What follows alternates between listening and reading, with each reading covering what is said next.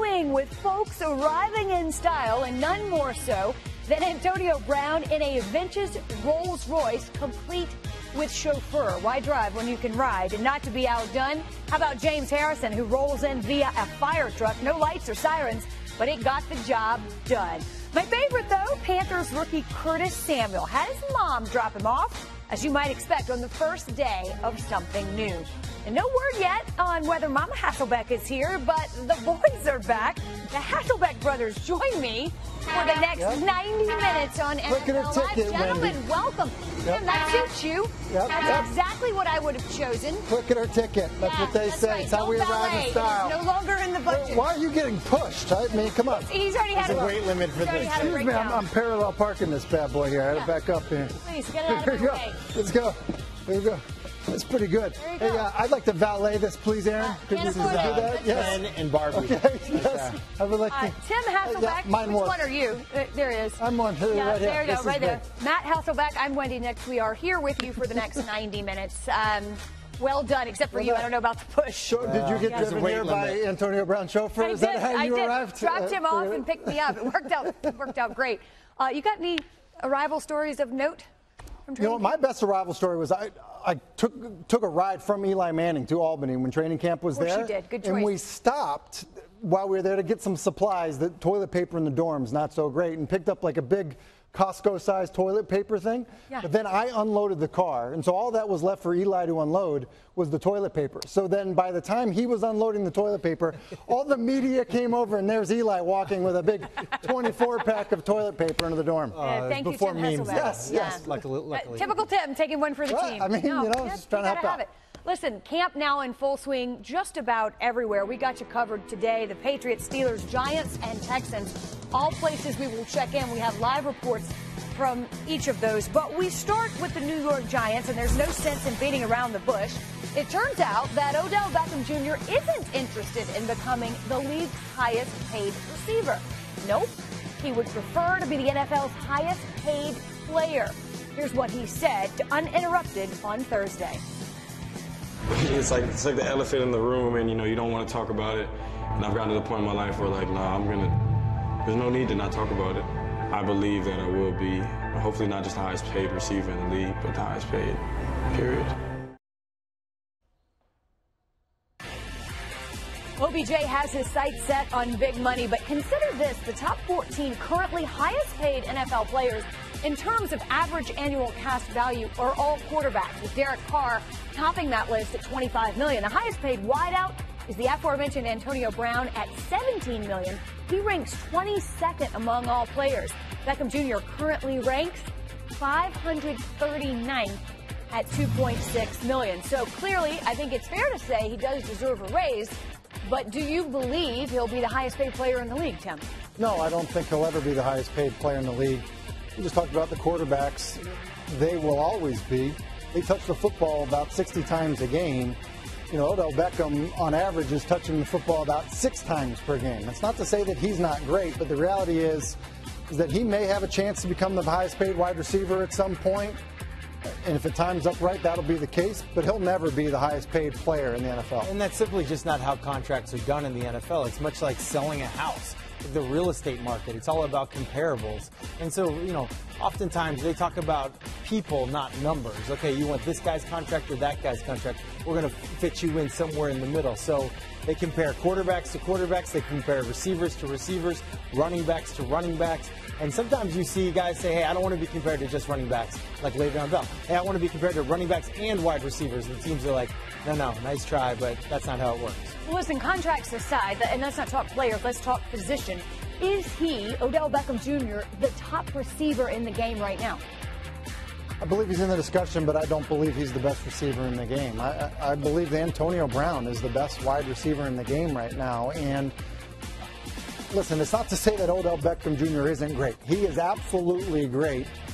I think there are parts of his game that could be more consistent, and I think that's where he can probably improve. He's one of the best, in my estimation, not the best. He's a great player. I'm going to go with Julio Jones, though. I think Julio Jones is a game changer. I think he's the best player. If you had to pick one guy as the best, but again, it's like do you like a Lamborghini or a Ferrari?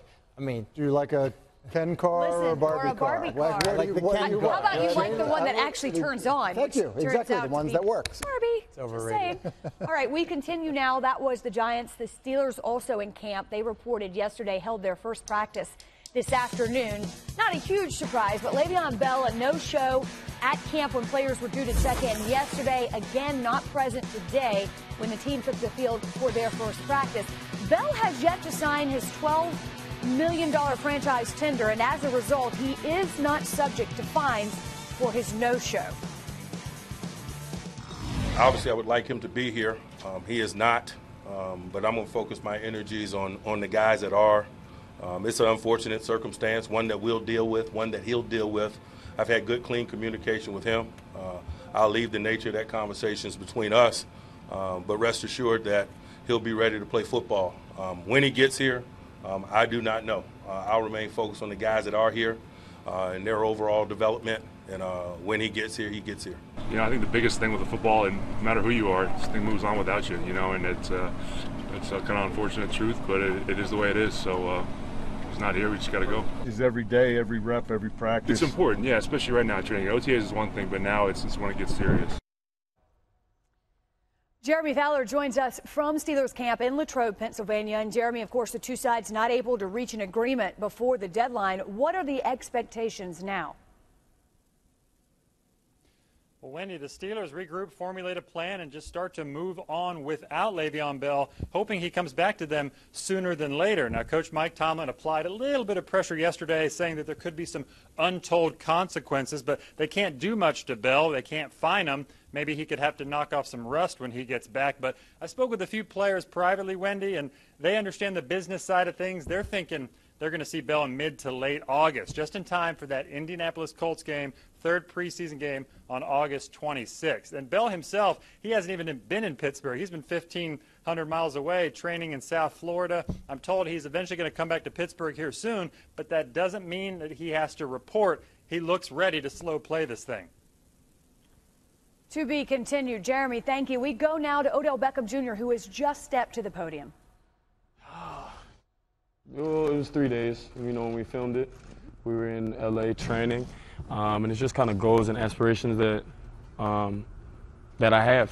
And Uninterrupted is a company that I am a partner with that allows you to, you know, speak your mind, and it's called Uninterrupted because there's 2 minutes and 30 seconds of that video where it's going straight, and there's a lot more information than the one piece that you took out, and that's why I really use the company Uninterrupted and why I'm happy to be a partner with it. So really, any questions you have on that, you can go watch it on Uninterrupted or Twitter, wherever you want to find it. Just make sure you find it. Other than that, it's really just something on my mind. There's a lot of other things and goals that you have that you want to accomplish, but that's just one of them. Do you think it's a realistic goal? It's not really up to me. Odell, how did it feel if you got back on the field today, you know, with the new group? It felt great. It was a little humid, but it wasn't too hot. It was a nice day, nice easy day just to get back in the swing of things. I'm looking forward to this season.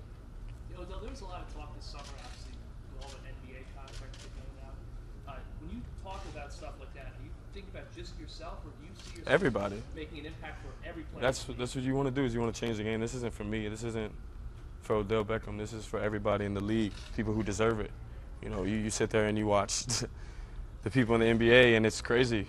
I mean, being realistic, it's crazy what they're getting. And there's people in the NFL who deserve that. And I just want to be, you know, if I can, be one of the forefront for it and help push the league, the game that way, because I feel like the players deserve it. I feel like, you know, we go through a lot. We put ourselves through a lot, mentally, physically, emotionally. And they just deserve it. You know, and the players in the league deserve it. They work hard for it. So it's not for me. This is not for me. When you say specifically, what are you saying that they deserve? I mean, is it? I was talking to Richard Sherman, and he said that he wants to have player pay looked at in the NFL on the next CBA. So are you talking about similar to the NBA, that there should be kind of like a positionless structure where you can get a max deal regardless of what position you play? I don't really know much about that. You know, like I said. When you're saying you're fighting for the players, what is it that you're fighting for specifically with regards to pay? It's kind of, you know, I talked to Sherman about it, and it's just like I said, I feel like the players in the NFL who are doing the things that they're doing should be paid more. It's just that simple. Other than that, I really don't have too many comments on contracts. I can't control that. Again, it was just a statement that was made on Uninterrupted. So if you want to check it, go to Uninterrupted. You can find it over there. It's nice. Odell, when you were about to talk contract, like when you're filming that video, do you think to yourself, this might not be the right time, like we're going into camp? I don't really. To be an issue, or don't really. It doesn't bother me at all. Because you know how much of a lightning rod you are, how big of a player you are, how big of a star you are, and that is an how issue. big of a story it's going to be if I say something. That's you're a star. Right. So, does that go through your mind, like maybe I shouldn't bring this up because it'll be a distraction to like everything else going on? Everything's a distraction that I do. So, speaking, it doesn't really matter. Anything that goes on is going to be a distraction. So, me speaking my mind about a question that was asked through a company that I work with, it's a different story. And again, other than that, this is my 4th year in the league. I don't really know about contracts. I don't know how they're done. I don't know anything about that. That's up to Mr. Reese, Mr. Mara, the Giants, my agent. So they all figure that out. I just come out here, stretch, run routes, play football, try and be the best teammate I could be every day. And that's really all I have to say about it. You went up to John. That was Odell Beckham Jr. speaking to the media for the first time since he said on Thursday to Uninterrupted that he would prefer to be the highest paid player in the league, not simply the highest paid receiver. He was just asked there in New York if this was a distraction. Is it? No, I don't think it's a distraction other than he's obviously going to get asked about it. I think it's bad timing in the sense that he's got 2 years left on his contract for all intents and purposes because of the 5th-year option. I think kind of my takeaway from this, and I think it's probably important for people who maybe read the headline of what he said, is he seems to know very little about how the process works, how it will eventually work for him. And it kind of gives you a little bit of a glimpse into why somebody would say something that, quite honestly, it's uninformed. Yeah, and he just hasn't been through it yet. I don't know that I would have known in my first 3 years, going into my 4th year, exactly how all the contract stuff works because I hadn't been through it. Here's a guy that was drafted in the 1st round. He's just hasn't been through it. And it was kind of a throwaway comment, it seems like, in a longer piece that we've made such a big deal of. But I think when you are a star like he is, you probably need to realize the power of your words and the power of how you carry yourself and the impact that it has on your team. Now every single New York Giants player today, instead of talking about something about football, they're going to be talking about, well, Odell thinks players should be paid more and, that kind of stuff. But I think he'll grow, he'll learn. He's obviously got a great relationship with his agent, and he trusts his agent to just, hey, you got that, and I just got football. Yeah, well, that's true, and certainly it's time for football with Camps reporting. And speaking of time for football, John Lynch has sent this out via Twitter.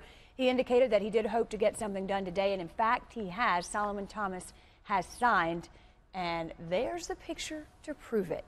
And with that, we'll welcome in our insider, Adam Schefter, now with, again, news from several teams that are reporting to camp today. And we'll start with the Rams and defensive tackle Aaron Donald. Shefty, officially a training camp holdout?